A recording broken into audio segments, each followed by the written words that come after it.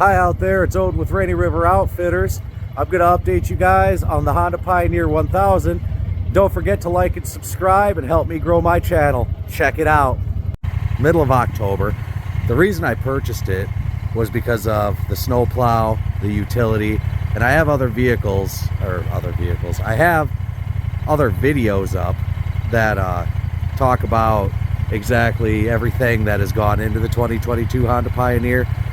However, I've had the opportunity now to use it during 2 snowstorms. In fact, we're getting one right now.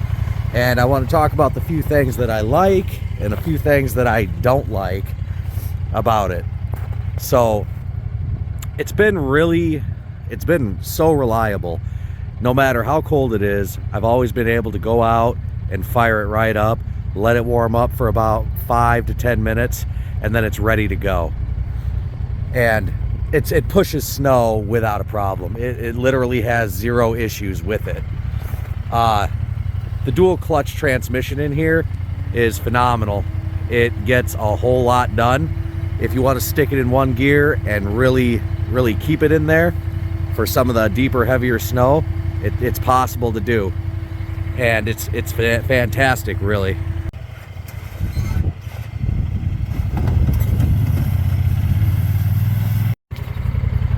The Warren winch that we have right there, it's been holding up fantastic.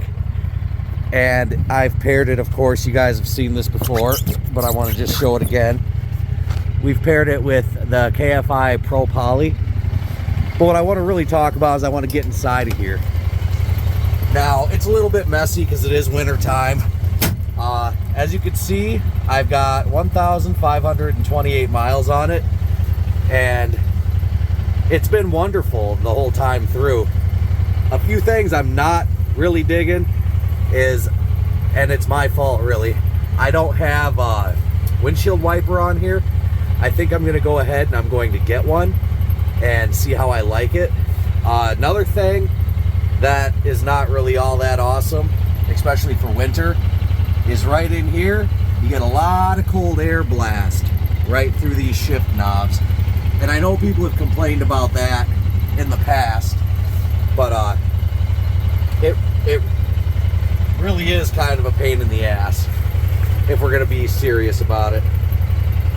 Another thing that I'm not a huge fan of, and I'm not sure why the dealership did this, but when they had ran my winch, they ran the controller through the glove box and out through there. So I kind of have to hold that open when I'm doing any kind of plowing.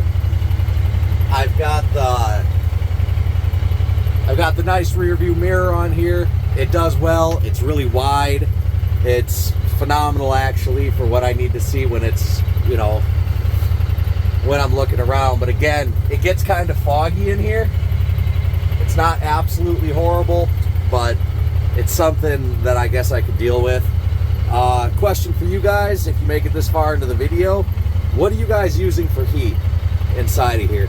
Now, I'm not looking for a plow truck, obviously. I bought the side-by-side. But it'd be something nice to just kind of warm the cab up even. So, I'm also running the Super ATV top, the soft top. If you have any questions about that, I'm more than willing to answer them.